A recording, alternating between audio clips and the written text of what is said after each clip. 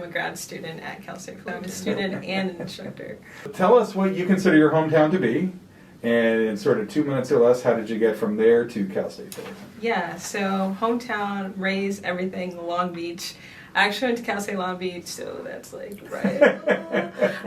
But when I graduated, I intentionally graduated within the 3.5 years because I knew that like I wasn't quite sure what I wanted to do after, and I told myself, well, I'm gonna apply to like as many jobs to see I can test out what I want, and if I don't, then I'm gonna go back to grad school because communication studies is really like impacted, and employers also don't know the difference between communications and communication studies, which is heartbreaking. But yeah, so I also worked full-time at Nikki, so they did tuition reimbursement, so I'm like, yeah, I'm for sure taking advantage of this so I can go to grad school. And I wanted to stay home, like close to home, so I can commute. And I also wanted different scenery from Cal State Long Beach just because I am from Long Beach, so I felt like it was like an extension from high school. And I chose Cal State Fullerton because it required me to get out my comfort zone and be around people that obviously I'm not familiar with, and in a new county, not only city but a county that that I'm not from, so requires me to do more mental work for myself. So I feel like that would also influence my studies when I do study. I love teaching, and I think it's because I try to be the person that I needed and wanted when I was a student. My first Black teacher was in college, and that was only because my minor was Africana Studies, and it's not just because like I'm Black or I'm a woman, but like this intersectional approach I feel like I take when I teach classes, and it's nice to see, obviously like myself teach, but just seeing the person that I wanted when I was a kid and making sure the examples reflect everyone and showing different sides of history and not just one history. Like it's sometimes all the time like disheartening when you only see yourself or your ancestors as non-agents of their lives and only like seeing yourself in February or we're talking about colonialism and stuff like that. So making sure all examples too are relevant, not only from the past, but the present as well, because we're still here.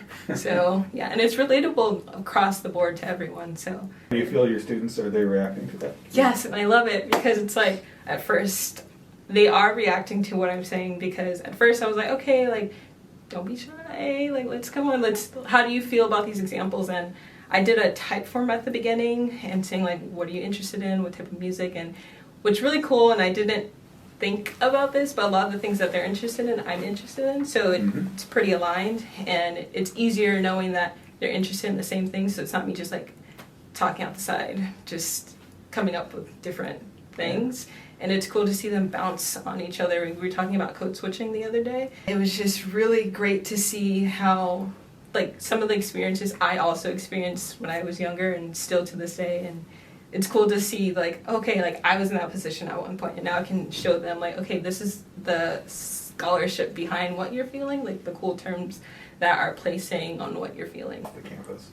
Yes. Can you tell us what those organizations are and what you've been doing with them? I originally used to work for a nonprofit called Junior High Art Gallery. It's an art gallery and it's now in Glendale, but it was basically an art space for marginalized people to show their art, because we're not really in art spaces. It's predominantly like not us. And so that was cool. I did social media there, and then after that I moved on to the Long Beach branch of the NAACP, where I served as an assistant to the president, so I got to see the other side of nonprofit work when it comes to like very like social change.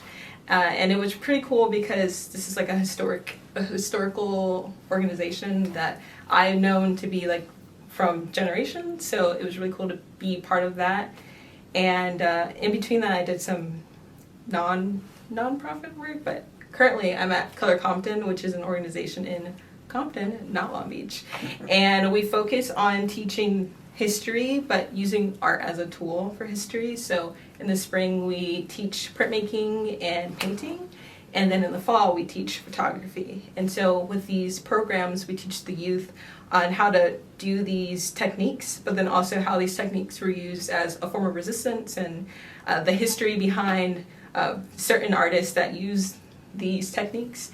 And it's really cool because, one, it's teaching the youth, and I really wish that I had a space like this when I was growing up. So I guess it echoes my last statement that it's like being what I needed when I was younger, and it makes me feel good because I'm putting something into something that I really like, putting energy into something that I really like. And we also teach the community, so and I feel like that aligns with what I'm doing here. So last semester I wrote a paper on the racialization of guerrilla gardening, and I wanted to take what I learned from that paper and translate it to my community. So we did a community workshop on, I called it Plants with Peeps, but it was teaching the history behind plants and our affiliation with plants. So plants are used for food, healing, and decorative purposes, right? And also my ancestors were used as tools to, get these plants or certain plants, and some plants like corn, right, for the brown community was taken away from them and seen in a certain light, right, when this is really important. And certain things like that, that's what makes me happy. And if I could just give you a final point of color competence, when you walk in, you're just like why do we have to leave our communities to be part of something like this? So you have your nonprofit, your off-campus life, and then you've got your on-campus studies and the work you're doing in classroom. What connections do you see between the two of those?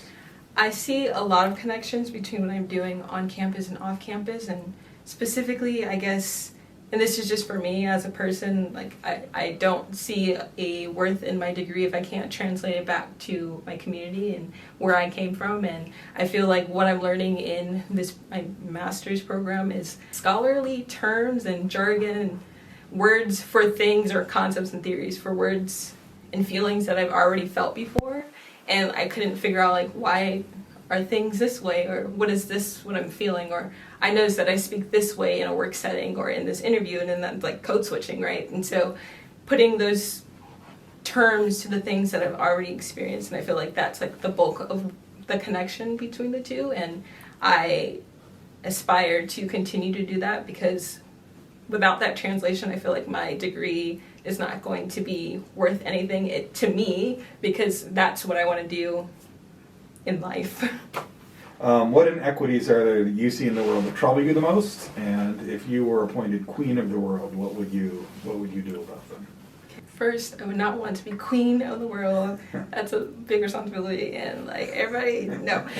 But if I could make big decisions for the world, I would first and foremost make sure that everything that, because certain things should not be accessible, but for instance, education, right? People should not be taking, in my opinion, should not have to take out thousands of dollars in loans, right? And I'm in a privileged position where I left my bachelor's with no debt, and I don't have any debt. I'm not taking out any loans, have a stable job, especially during COVID, to afford this, right? And some people they're not in that position. Even if they want to be in that position, they don't. And I think certain things like that, they should be able to have that, even though I don't believe that college is for everyone, even though I'm in this setting, right? Sometimes it just doesn't work that way for some people. And for instance, why is the SAT and the ACT needed to come to a college when we learn, the people that can learn about these things and get the tutoring, we learn that it's strategic, right? And it's not about what you know. And some people, when they're trying to go to college and they don't have that proper backing, they don't do well, or standardized testing, right? If I come from a family that we use African American vernacular English, right, and I was in the accelerated classes, and doing that switch to not using AAVE was really hard, but having resources and teachers that understand that could help elevate a lot more students in that sense. And being in the accelerated classes, I was one of few that looked like me, and everyone else that looked like me were in lower programs, and that's upsetting too. And it put me in an in-between, because now when I try to hang out with people that look like me, I'm too white, and then when I am trying to hang out with the people that are in these accelerated classes, I'm not good enough. And the bridge here is just having access to certain things that like education. And I don't know if it answers your question, but because you didn't ask this as a question, but what I want to do, like if I had one thing I wanted to do, I wanted to have my own social space that provides all these resources for school, or even like job help, career help for people that were previously incarcerated, right? And they can't get jobs even though they want to reintegrate themselves in, the workforce because of their history. And that puts them in a position where it's like a loop, right? You can't get a job, and then you're doing the things that you were doing before that got you in trouble, where you can't get the job. And people are people. So I feel that if we're communicating and listening to each other, that we could bridge the gap to a lot of things. And I hope that my whatever space, if it's physical or digital or whatever, gets people to where they need to be, if that's where they want to be. Birth control.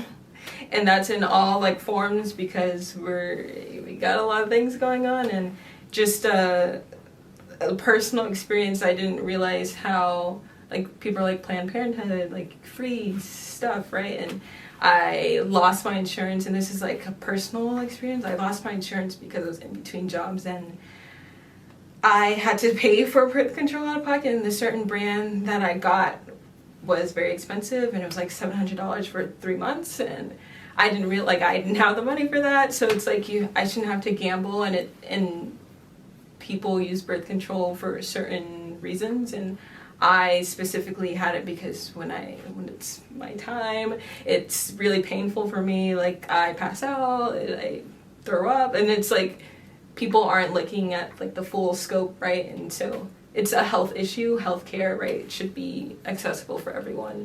And health education, right? The right to, I don't want to say be happy, because some people, when they're happy, it's not nice. So depending on what they're doing. So yes, let people be themselves. And then the last one is just, is there anything else about what you've done? You're working in nonprofits, social justice, education, your education, that you think is important that we haven't talked about yet? I will say that I believe that people should donate to grassroots organizations based on my experience. And if you want to donate, color Compton. But otherwise, grassroots organizations is where I stand versus like a chapter type thing. Grassroots are closer to helping people, right, versus other organizations, only because then we move from doing stuff for the people to acceptance for money from the government, right? And the government only wants you to do certain things and some things not. And so the further you move away from a grassroots organization, I feel like the shift becomes more a general thing. Like I worked for an organization, and my bio and my internship bio was, I want to make sure that we bridge the gap in using communications between people of color to make sure that everything's accessible. However, I was told that I had to say all people because white people give us our donations, and if like what's the point then if the whole organization is for, and if people are donating, they should know that, so it shouldn't be a problem. So the further we move, I feel like that's when we start to pivot, and then it becomes more about money versus what you were actually starting the organization for. And organization will not be made.